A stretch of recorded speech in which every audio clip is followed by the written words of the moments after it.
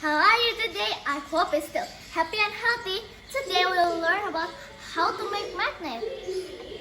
We can make a magnet with 3 tricks.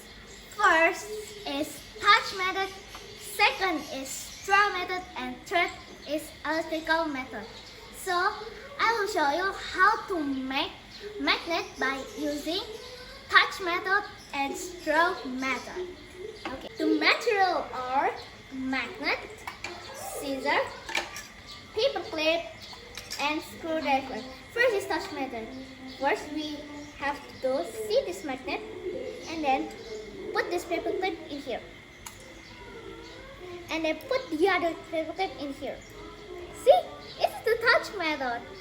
Well, it's easy. If we pull out this paper clip, the other paper clip will fall down because the magnet power is didn't in this paper clip anymore.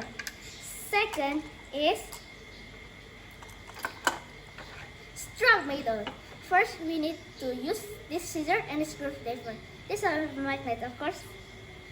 We have to one way this, stroke it into 20. Only one way, yes.